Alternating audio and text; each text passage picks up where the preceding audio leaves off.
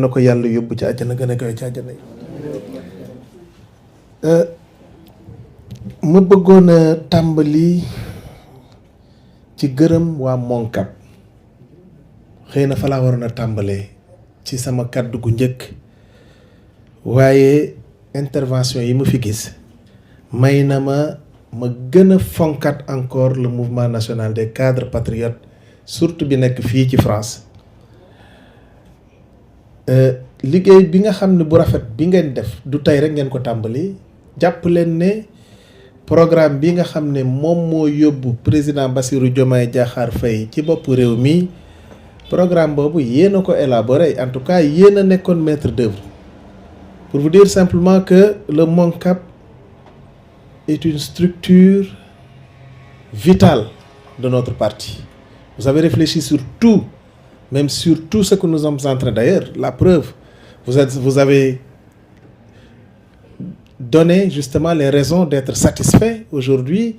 J'ai vu Baro en parler tout à l'heure. Les talents que nous avons décelés ici, nous les avons décelés grâce particulièrement aux interventions des membres du Moncap. Vous êtes presque tous membres du Moncap.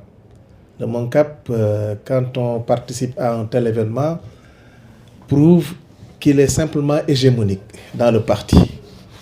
Tous les cadres de ce parti, qui peut-être ce n'est pas la majorité des militants de PASTEF, mais votre présence est particulièrement déterminante dans la marche de notre parti. Je voudrais également remercier tous ceux qui ont pris la parole. Modiop Fall, Fall Nyang Balo, n'est-ce pas? Maïmouna Diagne, Mariama Kaba, Abou Djong, Mohamed Badji, Adji Marie Diop, Ngone Fall, Gorgui Diagne, Mbayang Mbodj, Gorgui Ndiaye, c'est pas Diagne, hein? C'est Ndiaye, Gorgui Ndiaye. Gorgui Ndiaye chanteur ou... Vous n'êtes pas Gorgui Ndiaye chanteur. Vous êtes les Boudeux? Ah, de Barnia, d'accord. Moi, j'habite Petit Mbao. Ouais, c'est ça. Donc, Gorgui Diagne, Mbayang Mbodj, Penda Cham, Yasmine Traoré, Djibril Maron. C'est pas Maron, hein, c'est Maron. C'est Maron, Djibril Maron, Abbas Baro et le mythique Kader Seck, à qui je voulais véritablement rendre un vibrant hommage, qui a été un monsieur formidable durant toute cette lutte que nous avons menée. Il nous a donné son expérience. C'est quelqu'un qui s'est battu dès le très bas âge, quand il était encore au lycée grand. Personne, en tout cas moi je ne l'oublie pas. Vous faites partie des icônes de la gauche de notre pays.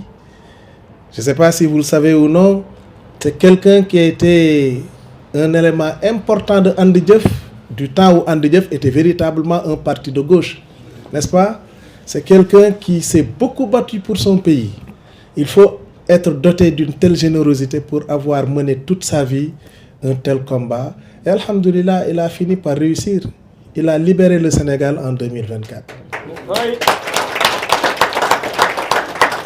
Oui, le Sénégal a connu une révolution en 2024. Ce pays a failli tomber dans un précipice, dans un gouffre insondable. Heureusement, le peuple sénégalais qui a toujours su être présent pendant les grands événements a su encore être présent en 2024.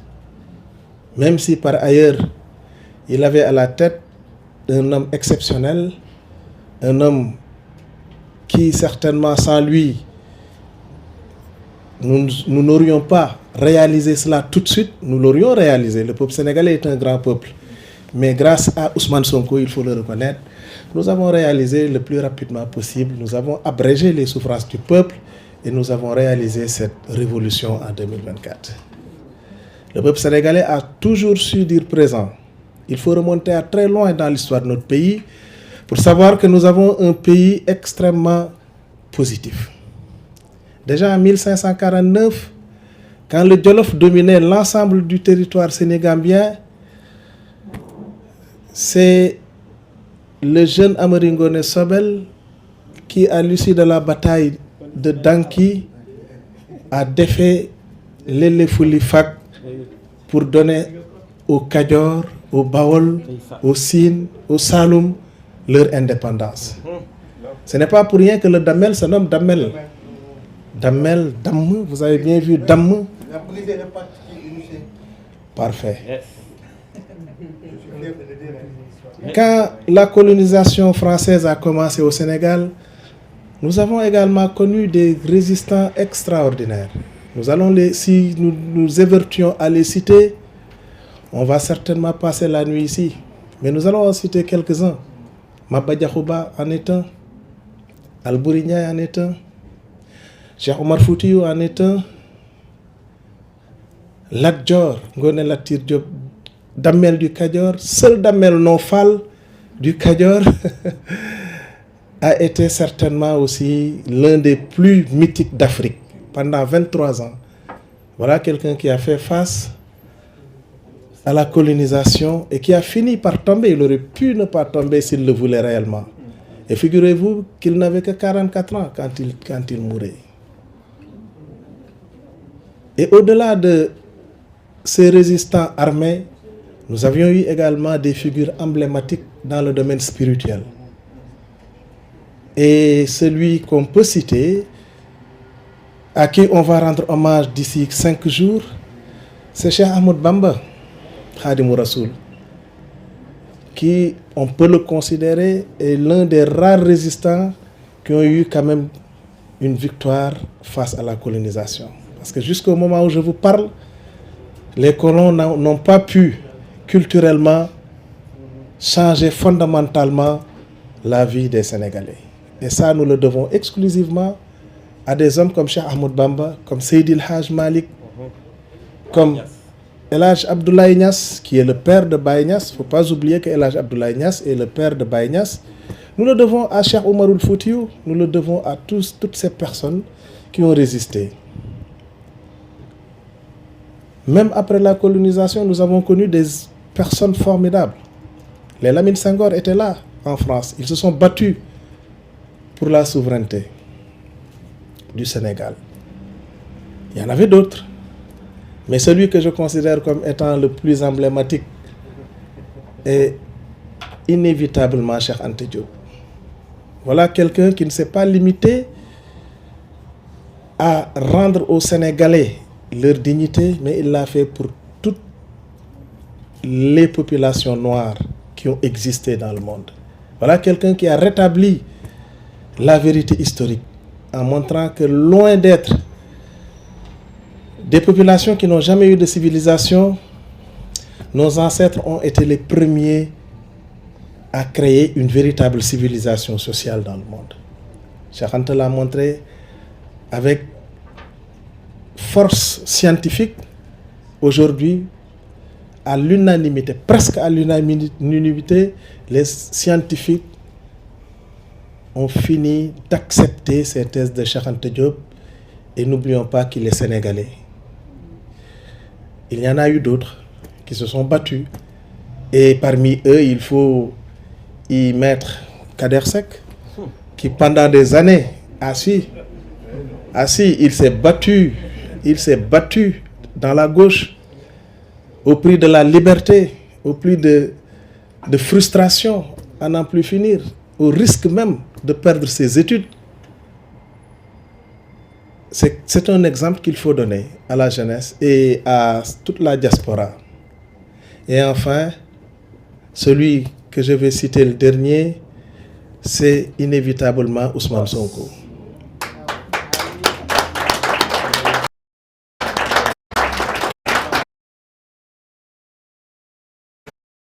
Moi, j'ai attendu après pour me très souvent la politique. Depuis que j'étais enfant, hein, je me souviens bien que le débat entre Majmoud Diop et Moustapha Agnès, je l'ai suivi en direct à la télé, même si je n'y comprenais pas grand-chose. J'avais été très vite, n'est-ce pas, attiré par la politique. Mais j'ai attendu d'avoir cet âge-là presque pour me structurer. Et ça, je le dois exclusivement à Ousmane Sonko. Je ne l'ai connu qu'à travers la télé. La première fois que je l'ai vu, c'était en 2015, dans une émission de Pape Alenia qui se nommait Samedi Mag. Et il ne parlait même pas politique ce jour-là, n'est-ce pas? J'ai vu comment il était structuré, comment il était courageux comme inspecteur des impôts, aux fonctionnaires. Tout de suite, j'ai cherché à le connaître et de fil en aiguille, je suis venu dans PASTEF. Et c'est depuis que j'ai accédé à PASTEF qu'on m'a confié l'école du parti, qu'on a finalement fini par baptiser Daara Cheikh Anta Diop. Moi aussi, j'avais besoin de vous dire un tout petit peu mon parcours politique. C'est comme ça que je suis devenu donc militant politique structuré et j'ai accompagné également ce combat-là, même si je n'ai pas été à la hauteur d'un Kader Seck pendant ce combat-là. On s'est battu et nous tous, nous avons réalisé cette révolution-là. Révolution qui nous a permis effectivement d'avoir une vision économique. Et je l'ai dit tantôt dans mon propos liminaire que c'est cette vision-là qui fait que la formation professionnelle occupe aujourd'hui la place que le président de la République lui a donnée dans l'agenda national de transformation. Je vous ai entendu, vous avez donné plein de projets. Je crois que tout de suite, je ne pourrais pas répondre les uns après les autres à tous ces projets-là. Mais je voudrais simplement vous dire que les portes du ministère sont grandement ouvertes.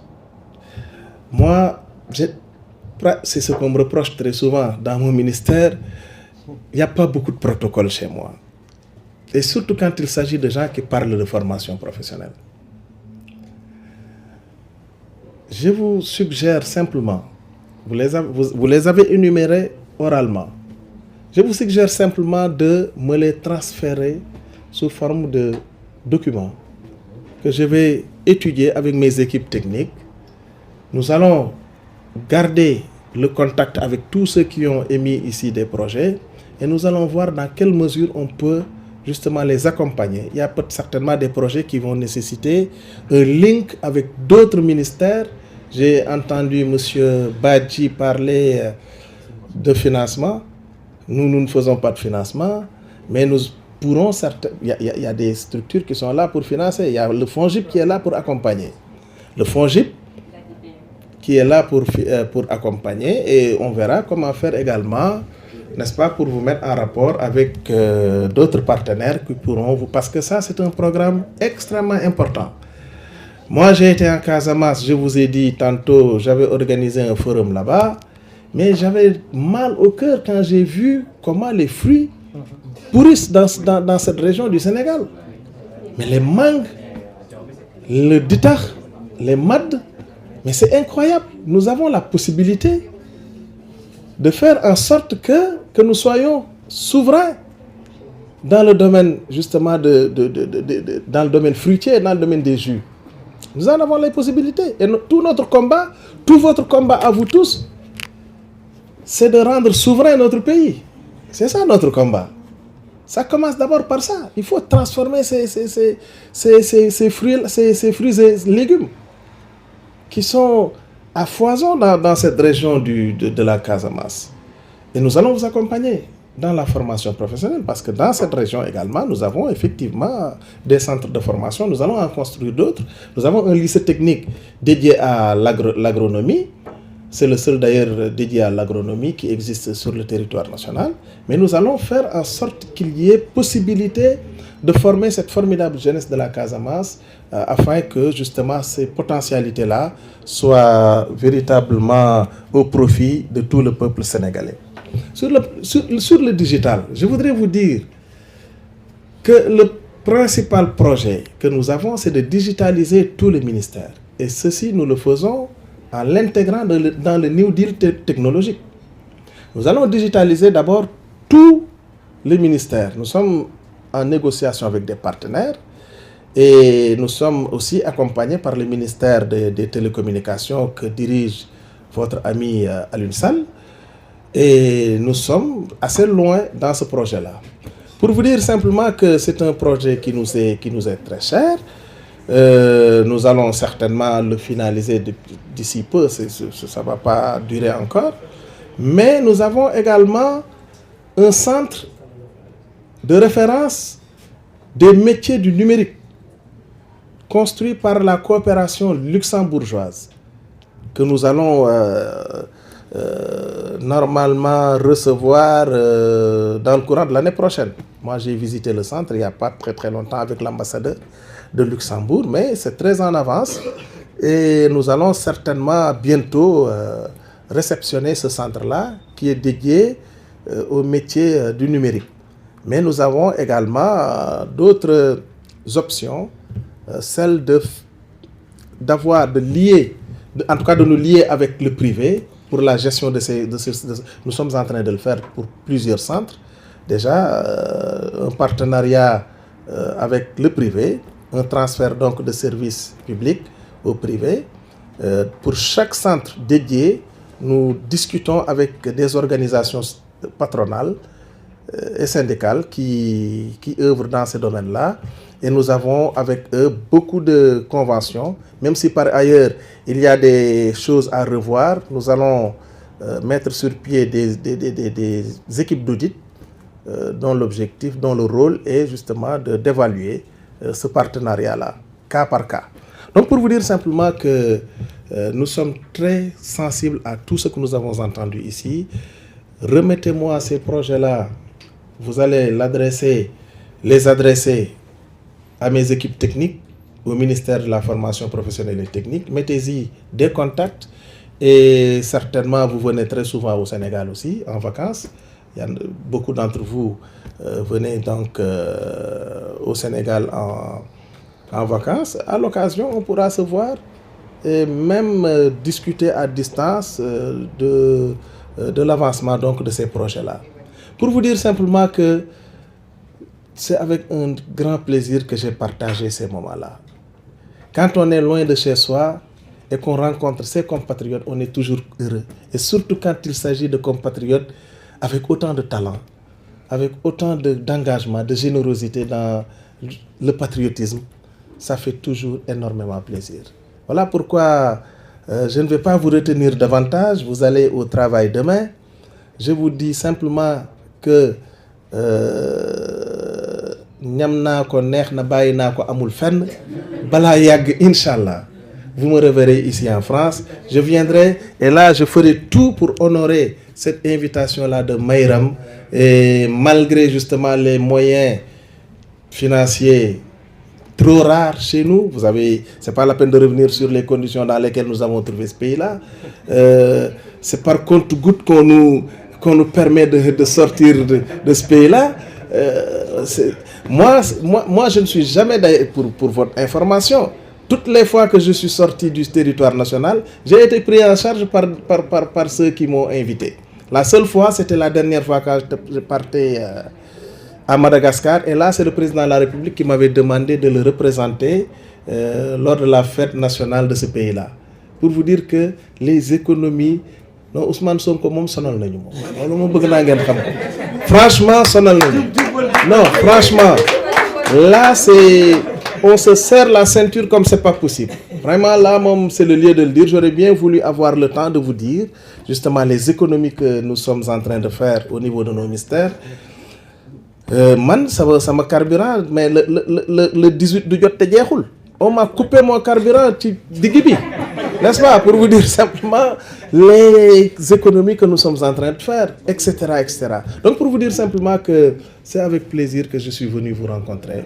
maa ngi leen di gërëm yéen ñëpp di leen sant di leen ñaanal soirée jàmm te di leen jox dig daje balaa yàgg. Asalaamaaleykum wa rahmatullahi wa barakatuh. Nigel. Gars, je suis très content de cet échange.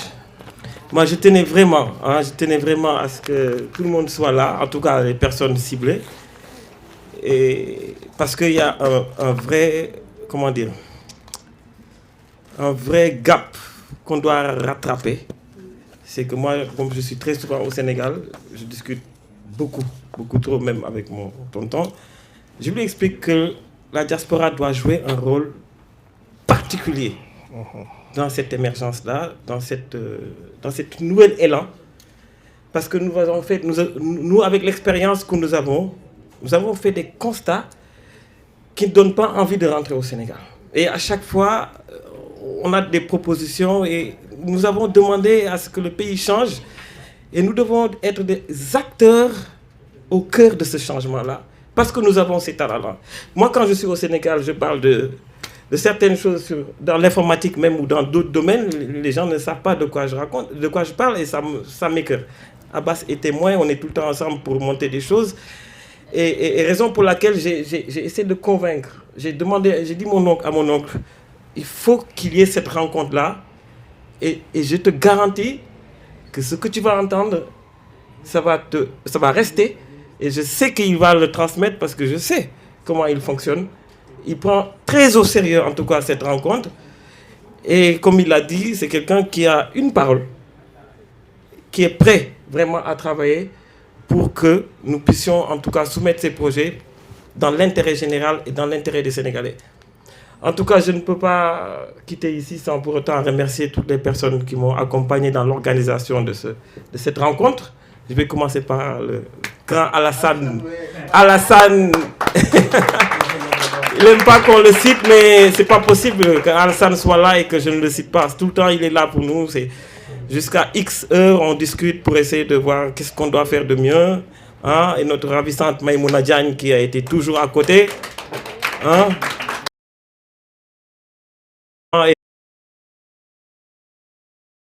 Babadem, hein, qui a bien voulu vraiment être... De toute façon, il est toujours avec moi à Babadem, donc je peux tout le temps compter sur lui. En tout cas, quand je mettais en place ce projet, j'ai ciblé vraiment les personnes. Je savais que je pouvais compter sur vous. Et je savais que je pouvais compter aussi sur notre cher caméraman, Mamad Sow, qui a sa chaîne Soningue, qui se déplace tout le temps pour moi. Et c'est vraiment, vraiment une fierté. Hein, pour te montrer que nous avons tous, on peut tout faire ici, on peut tout organiser, on a tout ce qu'il faut. Et je vais remercier mon agent de sécurité rapproché qui est là. On l'appelle Borom Djarobi.